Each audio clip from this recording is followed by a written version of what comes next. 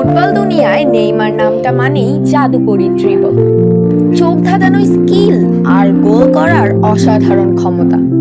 তবে যতবার নেইমার আলোচনায় আসেন ততবারই একটি বিষয় ঘুরে ফিরে সামনে আসে, আর তা হলো তার ঘন ঘন ইনজুরি। অনেকেই মজা করে বলে ইনজুরি যেন নেইমারের আজীবনের বন্ধু। নেইমার যখন মাঠে থাকেন তখন দর্শকরা যেন এক নতুন মাত্রার খেলা উপভোগ করেন। বার্সেলোনায় মেসি, সুয়ারেজের সঙ্গে তার এমএসএন ট্রয়ি কিংবা ব্রাজিল জার্সিতে তার ম্যাজিক, সবখানেই তিনি ছিলেন অপরাজয়।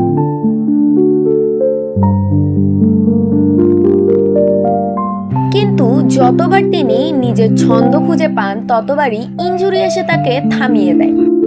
কখনো গোড়ালি, কখনো হাঁটু, কখনো আবার পায়ের হাড়।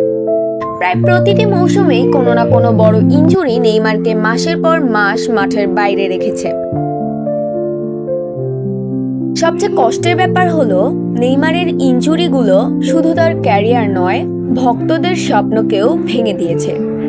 2014 বিশ্বকাপে পিঠের চোটের কারণে তিনি সেমিফাইনালে খেলতে পারেননি। 2018 আর 2022 বিশ্বকাপে ইনজুরি তার ফর্ম নষ্ট করে দেয়। মনে হয় ভাগ্যই যেন তাকে বারবার আটকে রাখছে বড় অর্জনের দোরগোড়ায়।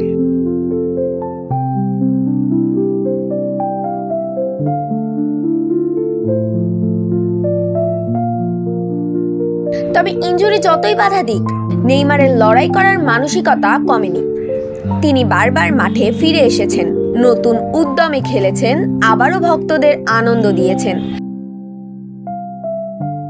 হয়তো এই কারণেই নেইমার এখনো কোটি ভক্তের হৃদয়ে প্রিয় তারকা। সত্যি বলতে নেইমারের গল্পটা এক ধরনের ট্র্যাজেডি।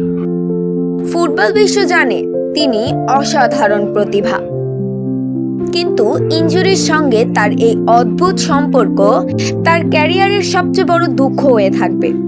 আর তাই হয়তো সবাই বলে ইনজুরি যেন নেইমারের আজীবন বন্ধু।